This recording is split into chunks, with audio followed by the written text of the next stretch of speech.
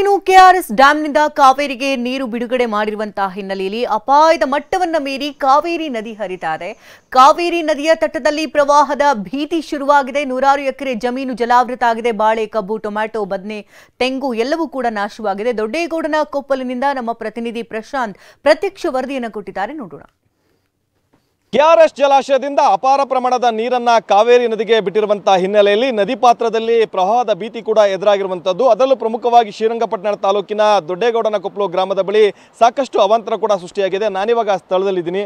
ದೃಶ್ಯದಲ್ಲಿ ಕೂಡ ನೋಡಬಹುದು. ಒಂದ್ ಕಡೆ ಕೆಆರ್ಎಸ್ ಜಲಾಶಯದಿಂದ ಅಪಾರ ಪ್ರಮಾಣದ ನೀರನ್ನ ಕಾವೇರಿ ನದಿಗೆ ಬಿಟ್ಟಿರುವಂತಹ ಹಿನ್ನೆಲೆಯಲ್ಲಿ ಕಾವೇರಿ ನದಿ ಒಂದ್ ಕಡೆ ಅಪಾಯದ ಮಟ್ಟವನ್ನ ಮೀರಿ ಕೂಡ ಹರಿತಾ ಇರುವಂತದ್ದು. ಅದರ ಜೊತೆಗೆ ಅದರ ನದಿ ಪಾತ್ರದಲ್ಲಿ ಸಾಕಷ್ಟು ಅವಾಂತರಗಳನ್ನು ಕೂಡ ಸೃಷ್ಟಿರುವಂತದ್ದು. ಈಗಾಗಲೇ ಸಾಕಷ್ಟು ನದಿ ಪಾತ್ರದಲ್ಲಿ ಸಾವಿರಾರು ಹೆಕ್ಟೇರ್ ಪ್ರದೇಶ ಕೂಡ ಮುಳುಗಡೆಯಾಗಿದೆ. ಸಾಕಷ್ಟು ಬೆಳೆಗಳು ಕೂಡ ನೀರಿನಲ್ಲಿ ಜಲಾವೃತವಾಗಿದೆ.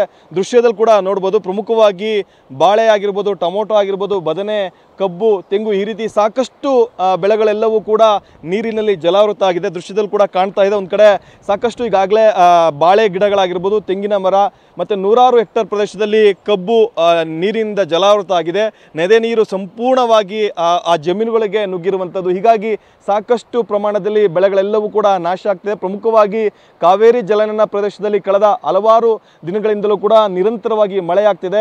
ಅಪಾರ ಪ್ರಮಾಣದ ನೀರು ಕೆಆರ್ಎಸ್ ಜಲಾಶಯಕ್ಕೂ ಕೂಡ ಬರ್ತಾ ಇರುವಂಥದ್ದು. ಈ ನಿಟ್ಟಿನಲ್ಲಿ ಕೆಆರ್ಎಸ್ ಜಲಾಶಯದಿಂದ ಕಾವೇರಿ ನದಿಗೆ 1,30,000 ಕ್ಯೂಸೆಕ್ ನೀರನ್ನು ಕೂಡ ಕಾವೇರಿ ನದಿಗೆ ಬಿಟ್ಟಿದ್ದಾರೆ. ಹೀಗಾಗಿ ನದಿ ಪಾತ್ರದಲ್ಲಿ ಸಾಕಷ್ಟು ಬೆಳೆಗಳೆಲ್ಲವೂ ಕೂಡ ನೀರಿನಲ್ಲಿ ಮುಳುಗೋಗಿದ್ದಾವೆ. ದೃಶ್ಯದಲ್ಲಿ ನೋಡ್ತಾ ಇದ್ದೀರಾ. ರೈತರು ಸಾಲ ಸೋಲ ಮಾಡಿ ಸಾಕಷ್ಟು ಕಷ್ಟಪಟ್ಟು ಈ ಒಂದು ಬೆಳೆಗಳನ್ನು ಬೆಳೆದಿದ್ರು. ಈಗಾಗಲೇ ನದಿ ಪಾತ್ರದಲ್ಲಿ ತಮ್ಮ ಜಮೀನಿನಲ್ಲಿ ಬದನೆನೇ ಆಗಿರ್ಬೋದು, ಟೊಮೊಟೊ ಬೆಳೆಗಳನ್ನು ಕೂಡ ಬೆಳೆದಿದ್ರು. ಆದರೆ ಎಲ್ಲವೂ ಕೂಡ ನೀರಿನಲ್ಲಿ ಹೋಮ ಆಗಿರುವಂಥದ್ದು. ಈಗಾಗಲೇ ಸಂಪೂರ್ಣವಾಗಿ 10 ಹೆಕ್ಟೇರಲ್ಲಿ ಟೊಮೊಟೊ ಬೆಳೆ ಆಗಿರ್ಬೋದು, ಜೊತೆಗೆ ಬದನೆ ಬೆಳೆ ಆಗಿರ್ಬೋದು, ಎಲ್ಲವೂ ಕೂಡ ಸಂಪೂರ್ಣವಾಗಿ ಮುಳುಗಡೆ ಆಗಿದೆ. ಮತ್ತಷ್ಟು ನೀರು ಈ ನದಿಗೆ ಹರಿಸಿದ್ರೆ ಸಂಪೂರ್ಣವಾಗಿ ಮೇಲುಭಾಗದಲ್ಲೂ ಸಾಕಷ್ಟು ಬೆಳೆಗಳಿದ್ದಾವೆ. ಆ ಬೆಳೆಗಳೆಲ್ಲವೂ ಕೂಡ ನೀರು ನುಗ್ಗುತ್ತೆ. ರೈತರು ಸಾಕಷ್ಟು ಸಂಕಷ್ಟದಲ್ಲಿ ಸಿಲುಕಿದ್ದಾರೆ. ಜೊತೆಗೆ ನೂರಾರು ಹೆಕ್ಟೇರ್ ಪ್ರದೇಶದಲ್ಲಿ ಕಬ್ಬು ಕೂಡ ಜಲಾವೃತ ಆಗಿದೆ. ಸಾಕಷ್ಟು ಕಷ್ಟಪಟ್ಟು ರೈತರು ಕೂಡ ಈ ಬೆಳೆಗಳನ್ನೆಲ್ಲವೂ ಕೂಡ ಬೆಳೆದಿದ್ದಾರೆ.